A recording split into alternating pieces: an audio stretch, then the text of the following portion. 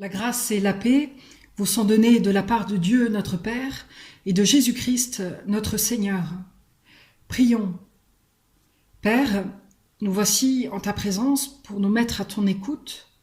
Donne-nous ton esprit et fais silence en nos cœurs, afin que rien ne vienne nous distraire de ce moment béni de la rencontre avec toi. Reçois-nous dans ta communion et fais-nous entendre ta parole. Amen. Nous lisons dans l'évangile de Luc, au chapitre 9, les versets 1 à 17.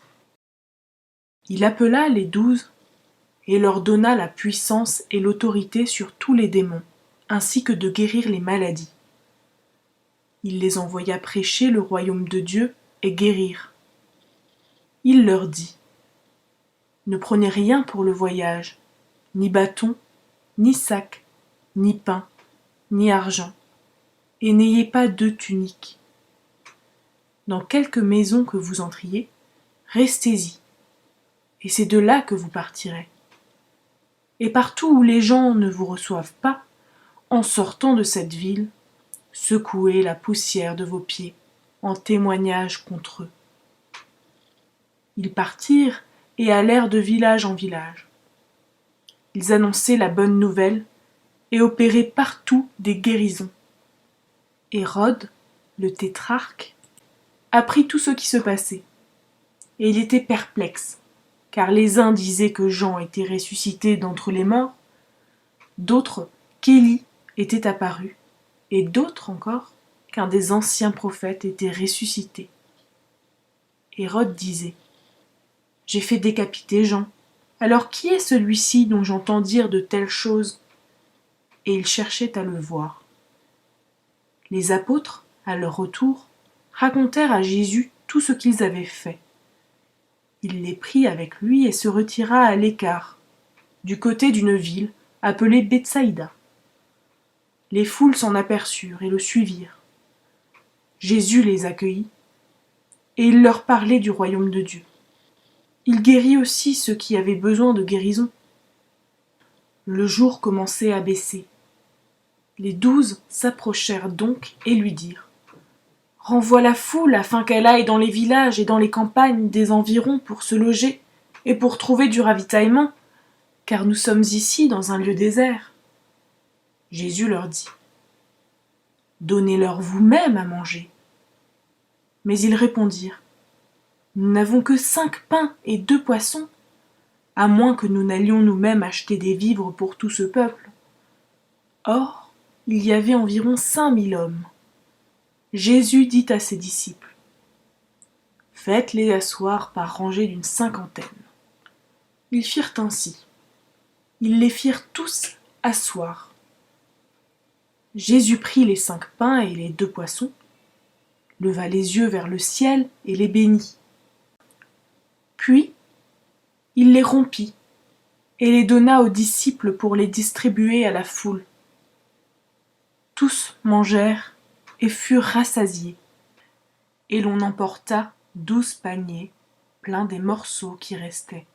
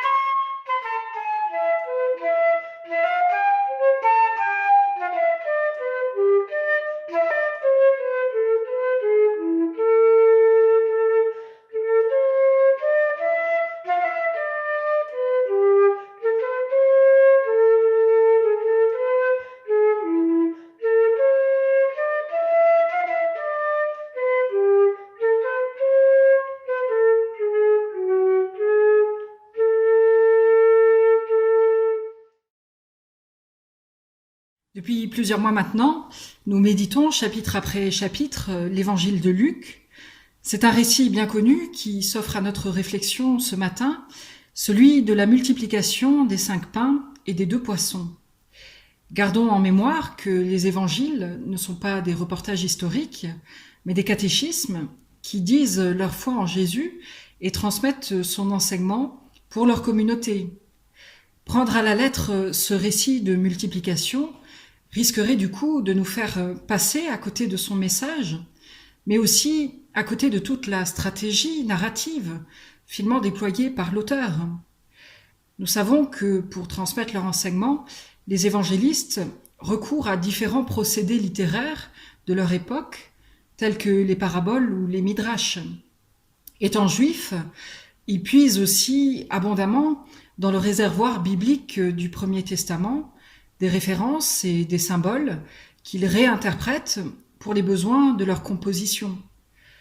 Le récit de la multiplication, nous allons le voir, en fournit un bel exemple. Les parallélismes avec le récit de l'exode du peuple hébreu, conduit par Moïse à travers le désert, fourmillent en effet dans tout le texte. Essayons de voir cela de plus près et quel message nous pouvons en tirer pour notre réflexion aujourd'hui.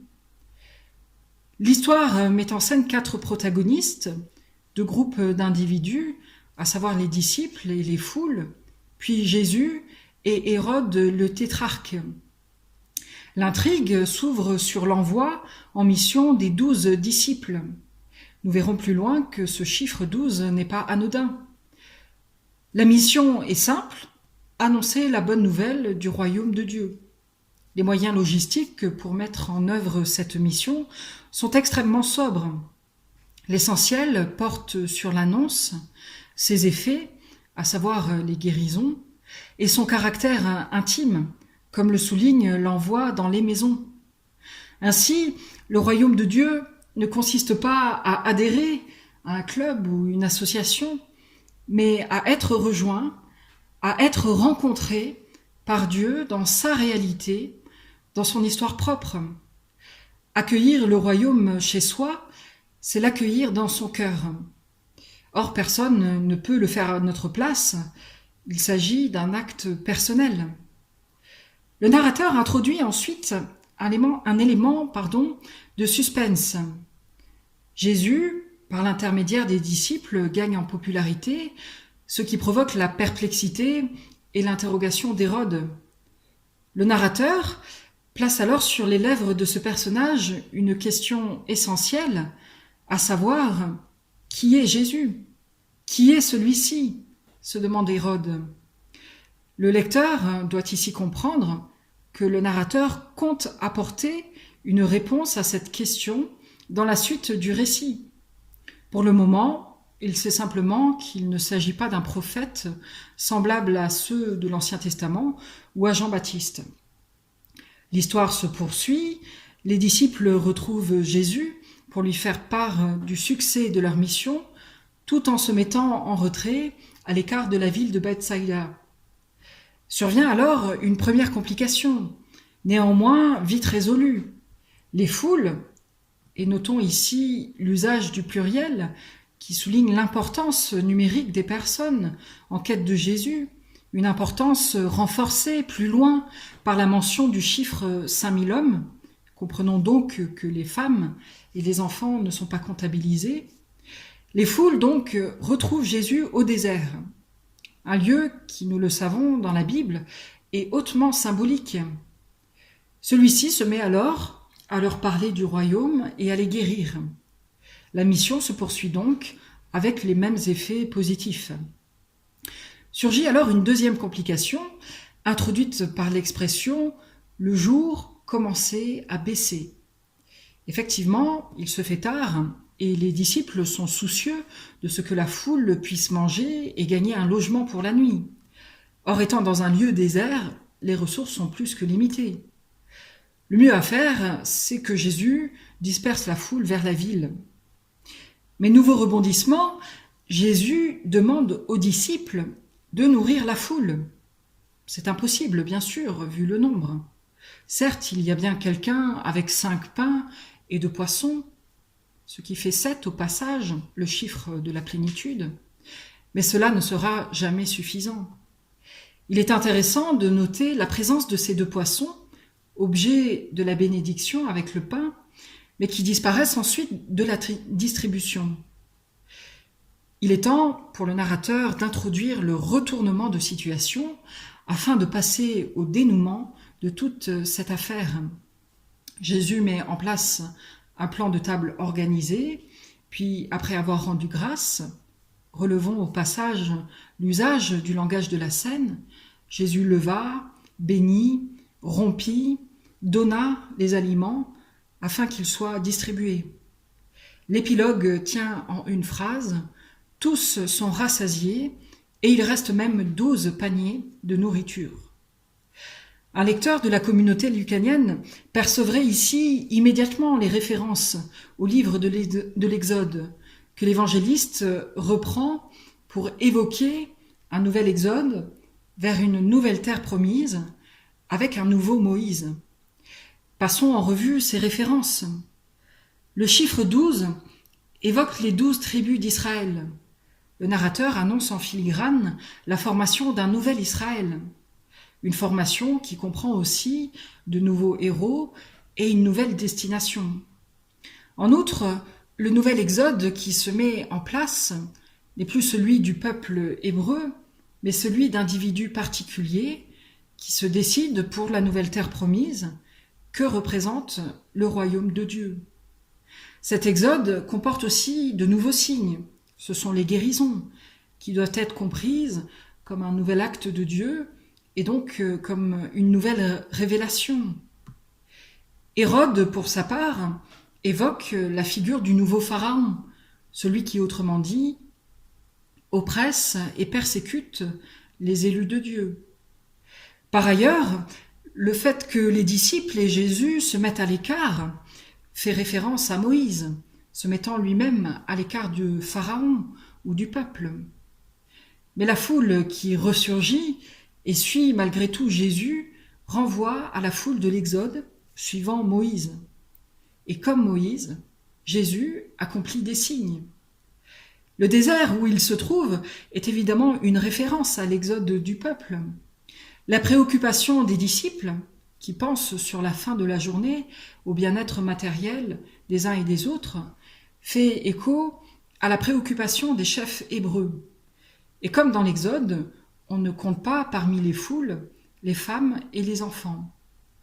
Le fait d'organiser ces foules en rangées de 50 est une référence à Exode 18, verset 21, où l'on peut lire comment le peuple se structure avec des chefs de 1000, de 100, de 50 et de 10. Enfin, les 12 paniers traduisent la plénitude et le succès du nouvel exode en route pour la nouvelle terre promise. Reste une question. Nous devinons que le pain évoque le pain de vie, mais pourquoi du poisson ? S'agit-il d'une référence au symbole des premiers chrétiens, ictus, qui servait d'acrostiche pour dire Jésus-Christ, Fils de Dieu, Sauveur ? Peut-être. Il est temps de conclure. Qui est Jésus ? Se demande Hérode. À cette question, l'auteur répond le nouveau Moïse, c'est-à-dire celui qui nous conduit vers une nouvelle terre promise, celui qui inaugure une nouvelle alliance, celui qui enfin nous révèle Dieu comme un Père. Le désert, nous le savons, est un lieu hautement symbolique dans la Bible. Il représente un lieu d'épreuve de tous ordres, de faim et de soif spirituelle, de mort. Les sagas patriarcales ou le récit de la tentation de Jésus en témoignent. Mais le désert est aussi le lieu de la rencontre avec Dieu, où l'on reçoit sa bénédiction. Abraham face à l'étendue de la voûte céleste, Moïse autour du buisson ardent, Jacob au bout de son combat contre l'ange Péniel, et Jésus multipliant 5 pains et 2 poissons, tous en fournissent de beaux exemples. Dans le contexte qui est actuellement le nôtre, nous pouvons assurément dire que nous traversons, nous aussi, un désert où se mêlent la fatigue, l'usure, les inquiétudes et la déprime, le deuil et l'incertitude face à l'avenir. Se posent alors les questions essentielles. Qu'emportons-nous avec nous dans ce voyage? Vers où voulons-nous aller? Une chose est cependant certaine, nous ne sommes pas seuls. Nous sommes entourés de ces autres pèlerins que sont nos proches et notre prochain, présents à nos côtés physiquement ou digitalement. Nous avons avec nous ces héros, ces messagers qui affirment en toutes circonstances, à travers les pages de la Bible, leur confiance et leur espérance en l'Éternel, ce bon berger. Et nous avons aussi avec nous ce nouveau Moïse qui, pour peu que nous acceptions de le suivre, nous conduit à Dieu dès à présent et pour l'éternité. Amen.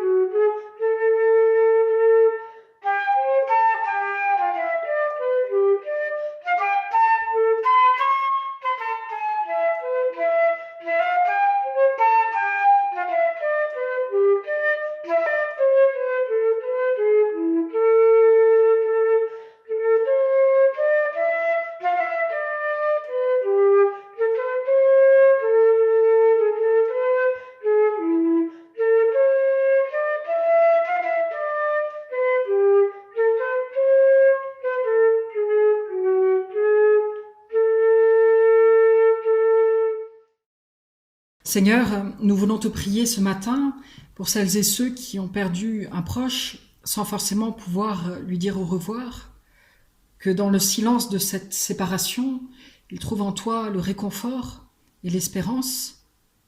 Nous te prions pour celles et ceux qui souffrent de la solitude chez eux ou sur un lit d'hôpital, afin qu'ils te rencontrent et te reçoivent dans leur cœur. Nous te prions pour les parents et les enfants qui cherchent un équilibre dans cette nouvelle configuration, armelée de patience, de calme et de confiance. Soit avec nos couples et nos jeunes, nous confions à ta grâce celles et ceux qui par leur travail luttent contre ce virus, ceint-les de force et de courage. Inspire au cœur des dirigeants de ce monde un esprit d'entraide et de solidarité, de discernement et de sagesse. Et tout ce que nous ne savons pas ou n'osons pas te dire, nous le formulons avec ces mots que Jésus nous a enseignés. Notre Père qui es aux cieux, que ton nom soit sanctifié, que ton règne vienne, que ta volonté soit faite sur la terre comme au ciel. Donne-nous aujourd'hui notre pain de ce jour. Pardonne-nous nos offenses, comme nous pardonnons aussi à ceux qui nous ont offensés. Ne nous soumets pas à la tentation, mais délivre-nous du mal, car c'est à toi qu'appartiennent le règne, la puissance et la gloire, pour les siècles des siècles. Amen. Le Seigneur vous bénit et vous garde. Le Seigneur fait resplendir sur vous sa lumière et vous accorde sa grâce. Le Seigneur tourne sa face vers vous et vous donne la paix.